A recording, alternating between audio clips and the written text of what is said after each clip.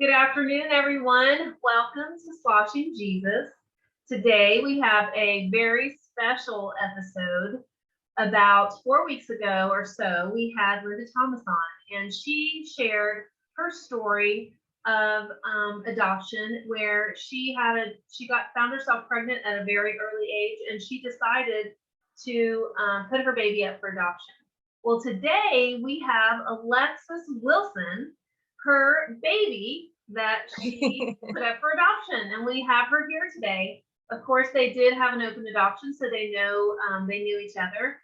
But we thought it would be really fun to see the other side of the coin. How God is, we were just talking about how God is such a God of redemption, and He is all about adoption. So we just wanted in this, I thought it would be so great in with all of this Roe versus Wade and all of this stuff going on in the media that we would really try to share the goodness of adoption. What a beautiful story adoption is. So welcome to Sloshing Jesus, Alexis. I am super excited to have you today. Thank you so much for having me. I'm excited to be here. Yes, oh my goodness. Well, what I'm going to do is I'm going to pretty much cut loose and let you tell your story however you want to tell it, and I might interrupt it with a few little questions, but I'm just going to give the table to you and let you go at it. So tell us your side of the story of your adoption. Sounds good. So I've always just known that I was adopted. I'm not quite sure how my mom and dad told me, but from what I gather, they told me when I was about 4 years old, just old enough to remember. And then they just kind of brought it into our lives and used it in regular conversation. And so it was never like a big surprise, or it wasn't something weird, when I was younger. My little brother came 3 years after me. Naturally, my mom was able to have a child after she adopted me. And he grew up saying that he was adopted because he wanted to be like his big sister and he thought it was cool. So, about 5, 6 years old, we had to break the news to him that he was not adopted. Oh my goodness. My parents had him. But, it was kind of just our life, growing up. It was never a taboo to talk about because it was an open adoption. So I knew about Linda and my birth dad, Jody. I knew that they had had a daughter. Linda did, Cheyenne. And Linda sent me a couple pictures that my mom gave me. And it was just nice knowing the other side of me as well growing up. So did Linda keep in touch with you from the time you were little, baby, or just my mom? So Linda and my mom communicated. I know my mom sent her pictures of me when I was little. Okay. So Linda was able to get pictures of me as a child. So it's such a nice way to do it, because then the birth mom doesn't feel completely just out of that child's life, and then they have that opportunity once that child gets to be 18, like me and Linda did, to start an open line of communication. And it wasn't like a weird thing at all, because it was normalized in my house, So at about, I left my home at about 16 years old and kind of went down a wrong path in life and ended up getting married at 18. We moved up to Montana at that point, just me and him, and things weren't going very well. And he was very controlling and wouldn't let me work, just stuff like that. And we had started to separate, and I drove out to see Linda in Washington, and it was right around Halloween. And they had a haunted house of sorts. But it was the stages of hell that they walk you through. And so we went and we walked through, and I was very emotional the whole time. Something just felt different inside of me.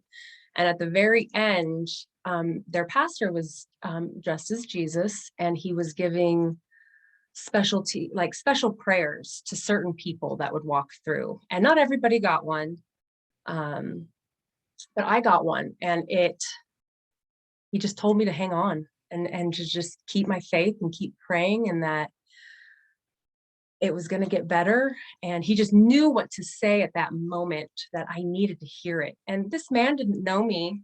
He's never met me before. I mean, I live in a different state than this man, and he knew what I needed at that point in my life to save me. The Lord gave him that special prayer just for me. And I felt like that was mine, and no one could take that away from me. And it was a nice feeling, after going through the emotional abuse of my ex-husband, to actually have that feeling like, oh my gosh, I've got somebody I can always talk to now. So I was saved that day. And I remember coming out and seeing Linda and just running over to her and hugging her and crying, and just, it was it. Wow. And just the feeling of the Lord just like overtook me. And I didn't understand what that feeling was, though, at the time. It's a hard feeling to understand, because it's not something most children are used to.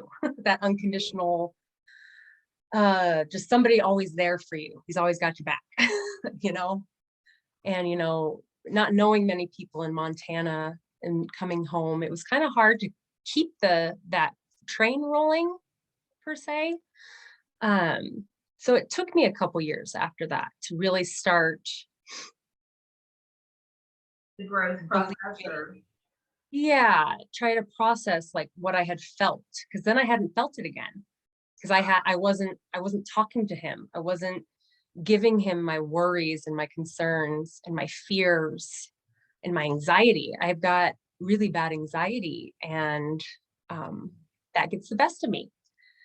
So Linda had given me a Bible, and it was a New Beginner's Bible, and it lays everything out in timeline order. And it was so easy for me to just jump in and start reading. And I had made a promise to the Lord. My father-in-law had gotten sick, and I had made a promise that I was going to read the Bible every night before I went to bed. And from that day on, I read the Bible every night before I went to bed. I started in the Old Testament, which is very long. And there's a lot of words and a lot of names to learn. Right. But doing that made me, going through the Old Testament first really made me realize how much we needed the Lord. Wow. Okay, I'm like, we need this guy in our lives at all times. So, and when I skip a night or two, I feel it. I do. You feel it. You don't feel as good. You feel kind of run down, and it's just a good for your soul. Yeah, it's just a good feeling after you read, even just a chapter. It takes 10 minutes to just read a little chapter sometimes. And even that, reading out loud, or even that just, would bring me around, and my anxiety would go away. And yeah, it was just wonderful. So. Awesome. Another thing I do, I have a really hard time flying. And so when I started reading the Bible, I took that on the plane with me my first time, and prayed the whole flight for my anxiety and all that. And after that flight, I have not been an anxious flyer after that. Wow, good for you. So I say a little prayer before I go on the plane now, and it just washes over me. So it's just that feeling you get when you read the Bible. That was amazing. Yeah.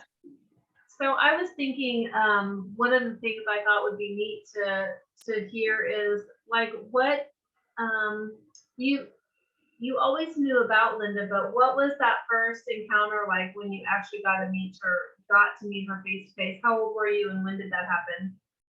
I believe I was 18 years old. Her, John, and my sister Cheyenne drove down from Washington. it just so happens the house that I grew up in was the house Linda stayed with my parents in. My parents never moved. So I grew up in her bedroom that she lived in. Uh, So they drove out, and I wasn't living at that house at the time, but I met her there, and that the first hug, there's there's something really special about hugging a biological parent that is just, it's kind of hard to explain. It's just a weird feeling. Like they don't feel like strangers. right. Uh, She was kind of, and she was strange. Like I didn't know her, like, right? so it was an odd feeling to know that I felt so calm. like, Yeah. like I'm hugging this woman who gave birth to me, but I don't know her. But we embraced for a good 2 minutes and just kind of cried and held each other. And it was a very comfortable, comforting feeling. Yeah. And like with me, I wanted to see what do I look like them, all those kind of things. So what did you think about that? Oh, it was crazy. Our laughs, we both have very loud, overpowering laughs. And are definitely the smiles, and even some of our likes and dislikes, like when it comes to food, and how we like to eat certain things, are exactly alike. Really? Yeah.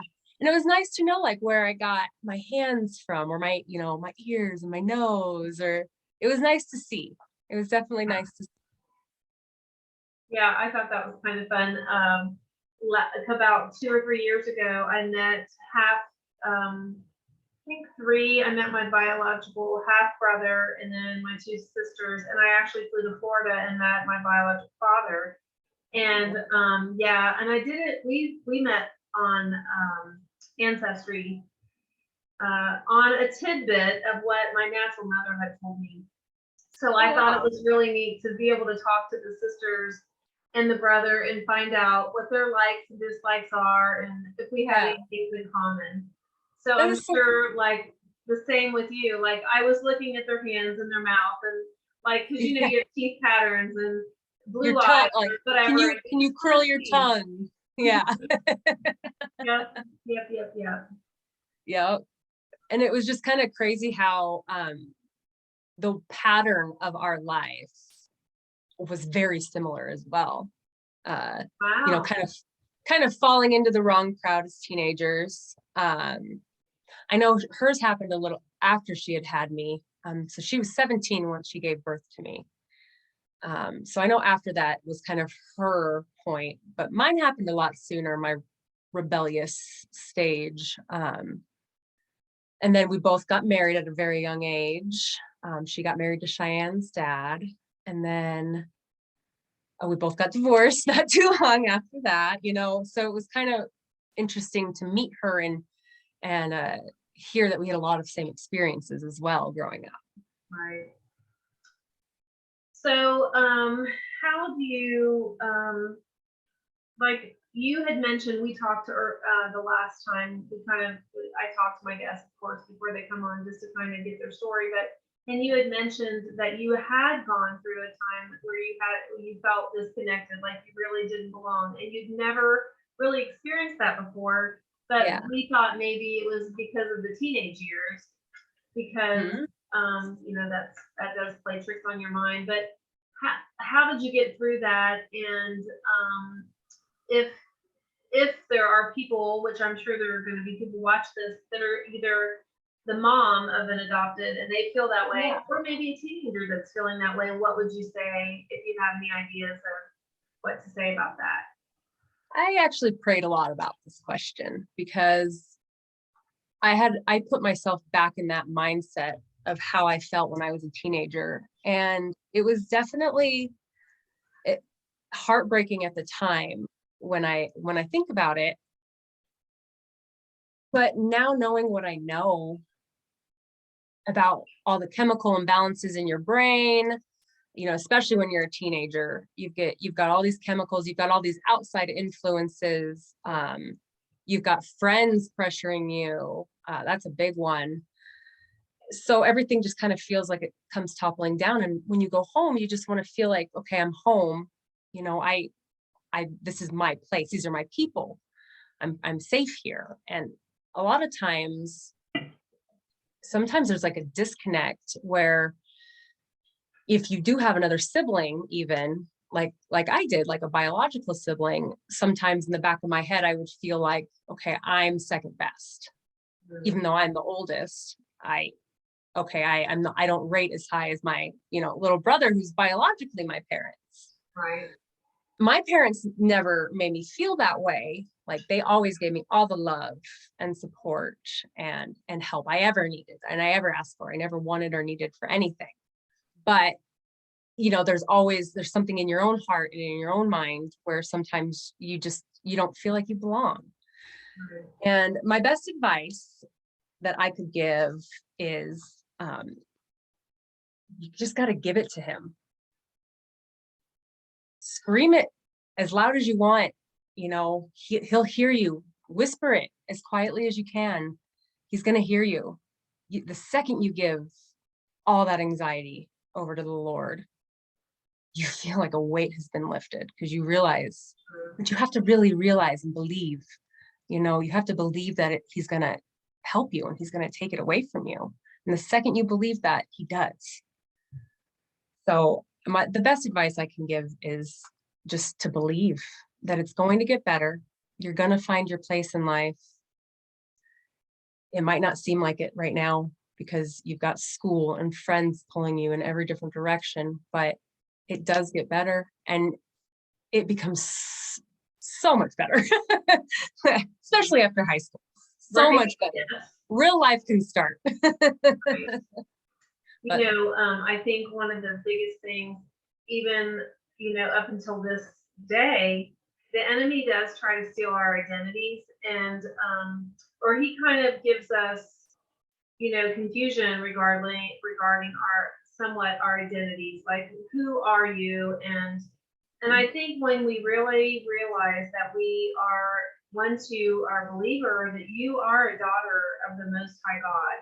Yes. And that he lives inside of you and he can work through you, empower you, give you a new heart. All these things. There's so much as a believer that you have. And so that is really freeing, because then the comparison, even like you can compare yourself as a woman to, anybody at any age. Yes, at any time. Once you start like knowing that we are supposed to, as a body, we're supposed to be together like brothers and sisters and really support one another and cheer each other on, there's no comparison. The comparison goes away because God gives each one of us such great gifts and we all play a part that we don't have to be Susie, we don't have to be, I don't have to be Linda. Linda's got amazing gifts. I know your mother. And so I don't have to compete with her. Yeah. I can join her. We can join together and work for the same purposes. And it's so freeing. Yes. So I feel like, Satan uses that from the time you're a little person to the time you're till the time you die. He wants to steal your identity or make you wish that you were something that you're not. And when you really realize how loved you are and that God has made you an individual and you're super special, then that is truly what frees you from that whole identity thing. And it is taking we were never meant to we were never meant to be like the person sitting next to us. No, we were meant to be individuals. Right. I think your mom was even saying that, God made us so individual. There's no one that has our same voice. There's no one that has the same of anything. You might have similarities, but the Lord, the minute you call on him, he is the father that can hear the voice of his child and will come immediately. Yeah, that's what you would do if you're a child. You can pick your child's voice out of a crowd. I could pick my mom's voice out of the crowd. Yep, you come running. Yes, and go running. So I think that's such a neat thing to know. And so I just wanted to ask you, like, what is, maybe I'm struggling. I should have thought about a few more questions, but it's just came to me. Just about how you interact with Linda and how you interact with your mom, because in a sense, I mean, you don't have two mothers, but you do. Yeah. Like, I mean, my birth mother, I do consider my mother, but I don't consider my mother. It's She's a weird, yeah. stranger to me. Like So we use weird the same word for it, but it's a different feeling. yeah. It's kind of strange how that is. I see, and my mom who raised me is my mom, so she's my best friend. Mine too, yes. And I can tell her just anything. My deepest, darkest secrets, even when I think she's going to be disappointed in me, she surprises me every time. My mother is never disappointed in me, even when I mess up. I'm 31 years old and I'm still her baby, So I don't think that ever changes. I don't think that ever changes. But I don't, and with Linda, it's kind of the same way though. I feel like I can really talk to her about anything, but it's it's different. My relationship, I feel, with Linda is more spiritual.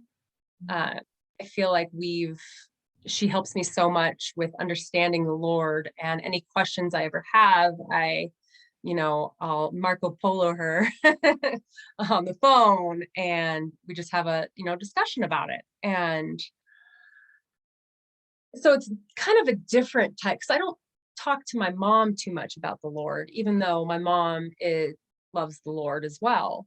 It's just kind of a different, my relationship with Linda is more Lord based, I feel. I feel really comfortable talking to her about all that. It is, roots make a big difference. And I feel like even though you have some roots with Linda, your roots with your mother go way deep because of the storms of life and the shifting. I mean, just, like you think of a tree, like the roots are just, they're your roots. That's just the way things are. And it doesn't lessen one or the other. It's just different. It's just different. I don't love either one of them any more than the other. It's just a different type. Yeah. And my husband has a completely different experience with adoption than I do. I mean, so my experience isn't always, your experience. Everyone has their own trials, tribulations that they go through. And it's just nice to know that you can give it all to the Lord. Yeah. Well, we were talking, I never really thought about Jesus being adopted, but he really was adopted by Joseph. Like when you were, during our prayer earlier. Yeah, somebody told me that, and I was like, oh my gosh, I never really realized that. I mean, he adopts us because we become his children, but I never thought about him being adopted. And I'm like, that you share with us. So and cool. The other thing we thought about is a little bit of adoption etiquette, because the two of us, have been adopted, you and I both. And so I was telling her, I think that we should, at least is there any question that you think is inappropriate for someone to ask you if you've been adopted? Yes, there's one. The main one that I get asked all the time is, oh, where are your real parents at? Or, oh, well, who are your real parents? Okay, my real parents are my parents who raised me. They're, June and Rod Miller. They are my mom and dad. My birth parents, that you call them birth parents, not real parents. Because what makes a real parent? My mom staying up with me, till midnight when I got my heart broken with a boy, or being sick, how does that not make her a parent? So that always made me a little, It does get kind of confusing when you're talking about both. Like, you tell your story, and that's what I always do. I call my biological parents, and then my mom and dad are, my mom and dad. Mom and dad, yeah. Right. Yeah. So anyway, well, Alexis, I thank you so much for coming on and sharing your story today and sharing how you met Jesus. And I think that's just so awesome. I think that's so neat that the you know that Linda was able to make that decision for you, and it turned out to be such a great thing. Everybody has their, it's still life. I mean, even though you're adopted, you still experience, you're not like put in this little bubble where nothing, you still get to experience life. You're going to, but gosh, she was able to give you life and then really give you life with Jesus. And so what a great testimony is that. And then for your mom and dad to give that opportunity, like to choose you, to have as their child. What a beautiful story of redemption. Like, I think one of the biggest things I want people to take away from this is to really think about adoption, if they are in a place where they can, to think about adoption, and if they, be supportive of those who may not know what to do. There's so many programs now for adoption, and so we just want to be able to tell our sides of the story, that it is really a wonderful, beautiful gift, adoption is, and it should always, I think, be the alternative to abortion. There's millions of parents out there who can't have children, who would love anybody's baby, just to love and take care of and snuggle with. Yes. So if anybody would like to reach us, you can leave a comment below under our video here. And I do ask, if you can, to like, share, and subscribe. And if you would like to leave a comment for either I or Alexis, that would be great. We are so thankful that you decided to share some time with us today, and we thank you so much for watching. And of course, Alexis, thank you so much for coming on today. I really appreciate you coming and sharing your story. Oh, thanks for having me. I appreciate it. Yes, it's been great. Well, until next time, we'll see you again. Thank you. Bye. Bye.